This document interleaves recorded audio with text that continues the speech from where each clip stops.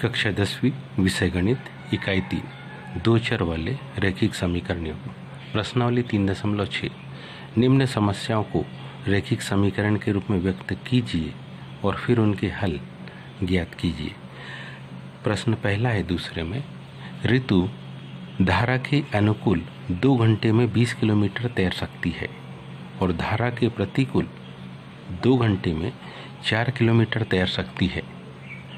उसकी स्थिर जल में तैरने की चाल तथा धारा की चाल को ज्ञात करना है। ध्यान से समझेंगे। हम इसमें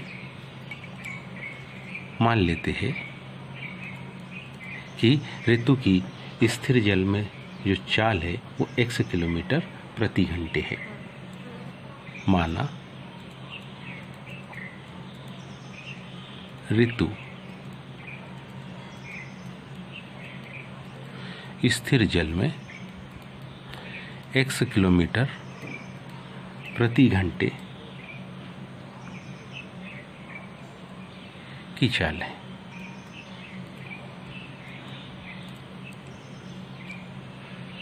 मान ऋतु स्थिर जल में x किलोमीटर प्रति घंटे की चाल से तैर सकती है। ये ऋतु की चाल माने,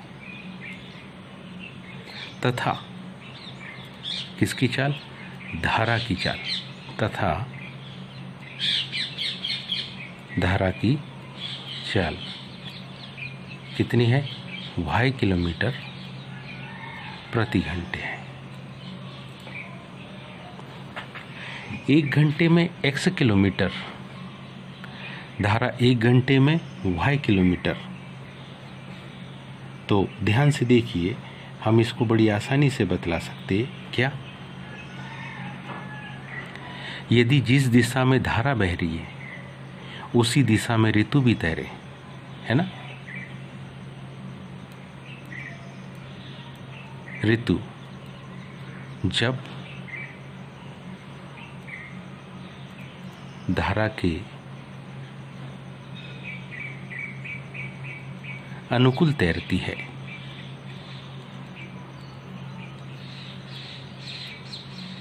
तब 1 घंटे में किसकी? ऋतु की चाल। ऋतु की स्वयं की चाल x किलोमीटर प्रति घंटे थी, धारा की चाल y किलोमीटर प्रति घंटे थी। तो ये दोनों चाल आपस में क्या हो जाएगी? जुड़ जाएगी।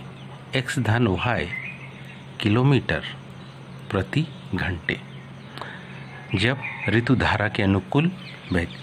प्रश्न की कंडीशन देखें तो प्रश्न की कंडीशन में हम प्रथम शर्त अनुसार लिखेंगे। जो प्रथम शर्त दी है उसको समझे तो हम इसको प्रथम शर्त अनुसार लिखेंगे। पहली शर्त जो दी है 2 घंटे तक,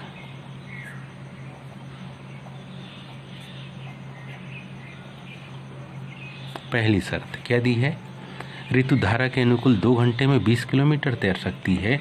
इसका मतलब हुआ कि 1 घंटे में x धन y, तो 2 घंटे में 2x धन y बराबरी से 20। हम में से सब जानते कि 2 का भाग 20 में और 2 में आसानी से चला जाएगा।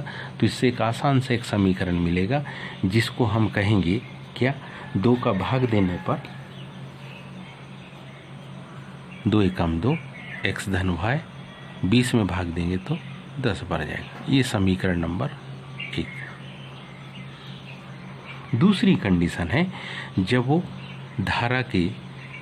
ऋतु धारा के विपरीत तैरे। जब ऋतु धारा के कैसे तैरे? विपरीत तैरे।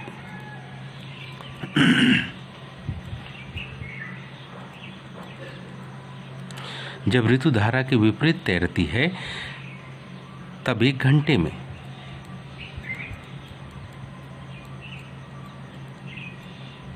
किसकी?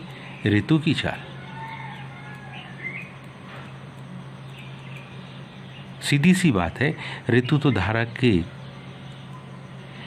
की चाल तो 100 किलोमीटर प्रति घंटे है, लेकिन धारा उसको y किलोमीटर प्रति घंटे से पीछे की ओर ढकेल देगी। तो कहने का मतलब है पहली कंडीशन में उसको यहाँ फ़ायदा मिल रहा था, लेकिन दूसरी कंडीशन में उसको यहाँ नुकसान मिलेगा। अब कौन सी? द्वितीय शर्तानुसार। पहली शर्त के अनुसार तो पहला समीकरण बन गया, द्वितीय शर्तानुसार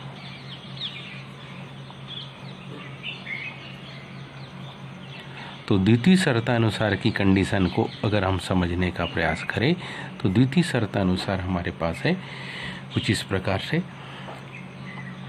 क्या 2 घंटे तक तैरती है, 2x ऋण y बराबरी से केवल प्रतिकूल 2 घंटे में 4 किलोमीटर ही तैर सकती है। पुनः यहाँ भी देखें तो 2 का भाग दिए जा सकता है, 2 का भाग देने से ये भी समीकरण कुछ इस प्रकार से आसान सा बन जाएगा, क्या?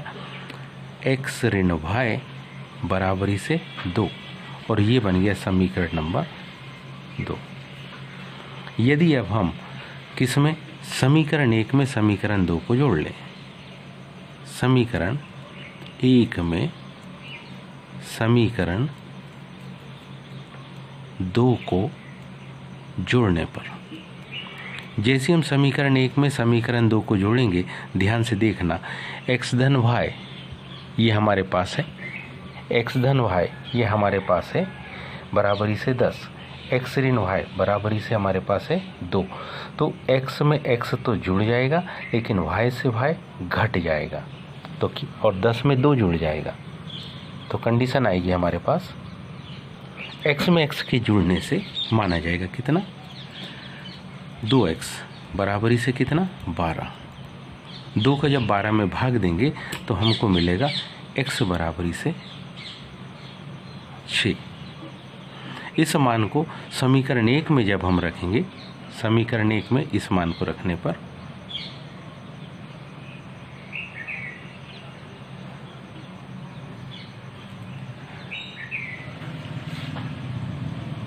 समीकरण 1 में x बराबरी से कितना? 6 रखने पर, जब समीकरण 1 में x बराबरी से 6 रखेंगे तो 6 धन y बराबरी से 10 क्या जाएगा? 6 धन y बराबरी से कितना? 10। तो 10 में से 6 घट जाएंगे तो कितना आएगा? y बराबरी से कितना आ जाएगा? 4। y बराबरी से 4। ध्यान से देखिए, ये 4 किलोमीटर प्रति घंटे किसकी चाल हो गई? धारा की चाल। और ध्यान दीजिए x बराबरी से क्या? 6 किलोमीटर प्रति घंटे किसकी चाल हो गई? ऋतु की चाल।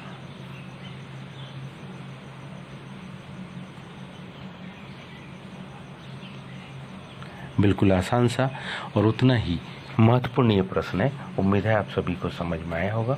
आज के लिए इतना ही। शेष कल। धन्यवाद।